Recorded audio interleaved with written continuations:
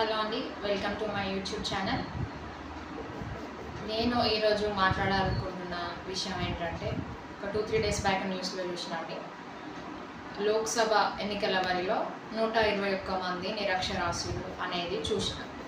ఇంకా కొంతమంది 3వ తరగతి చదివిన వాళ్ళు, కొంతమంది 5వ తరగతి చదివిన వాళ్ళు, కొంతమంది 10th క్లాస్ వరకు చదివిన వాళ్ళు ఉన్నారని చెప్పేసి న్యూస్లో చూసిన. ఇది చూసిన తర్వాత నాకు ఒక 3 డౌట్లు వచ్చినాయండి.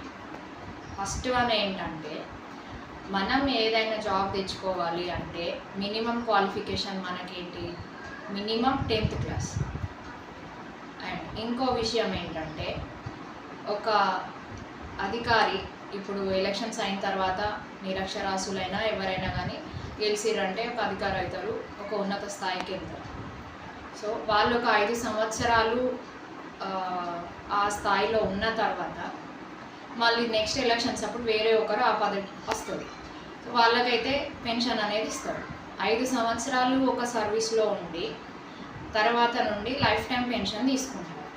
అదే ఒక ఎంప్లాయీ, ఒక గవర్నమెంట్ ఎంప్లాయీ ఒక 30 years సర్వీస్ చేసినా కూడా వాళ్ళకు అనేది ఇప్పుడు పెన్షన్ అనేది రావడం లేదు. అండ్ ఇంకొక విషయం ఏంటంటే, సపోజ్ ఒక ఎంప్లాయీకి తన 30 years సర్వీస్ అయిపోయిన తర్వాతనో లేదా 58 yearsకో 60 yearsకో 62 yearsకో రిటైర్మెంట్ అనేది ఉండదు. కానీ మరి ఈ ఎలక్షన్స్లో పోటీ చేయడానికి కానీ, ఈ లోక్సభ ఎంపీలు కానీ, రాష్ట్రంలో ఎమ్మెల్యేలు కానీ కావడానికి రిటైర్మెంట్ ఏజ్ అనేది లేదు కదా. మరి ఎందుకు? ఆఖరికి మనకు తెలుసు కదా, మన దేశ ప్రధానమంత్రి కంటే కూడా అత్యున్నత స్థానం సుప్రీంకోర్టు ప్రధాన న్యాయమూర్తి. ఆయనకు కూడా 65 సంవత్సరాల వయసు అనేది రిటైర్మెంట్ వయసు ఉన్నది.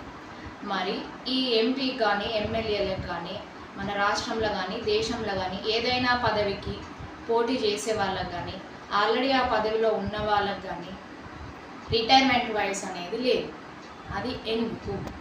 మనకు క్వాలిఫికేషన్ ఉండాలి, పెన్షన్ కూడా రాదు, అండ్ రిటైర్మెంట్ కూడా ఉంటుంది. మరి వాళ్ళకి ఎందుకు ఉండదు? ఇది నా డౌట్స్ అండి 3. నాకైతే వీటికి ఆన్సర్ తెలియదు.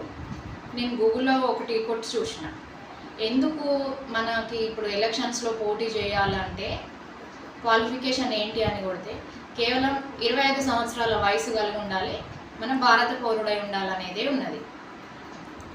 క్వాలిఫికేషన్ ఎడ్యుకేషన్ గురించి అయితే లేదండి. సో మరి నాకైతే ఈ డౌట్ ఉంది, మీకుందా? ఒకవేళ మీకు వీటికి ఆన్సర్స్ కనుక తెలిస్తే కామెంట్ చేయండి, నేను తెలుసుకుంటాను. నా ఛానల్ కనుక మీకు నచ్చినట్టయితే సబ్స్క్రైబ్ చేయండి.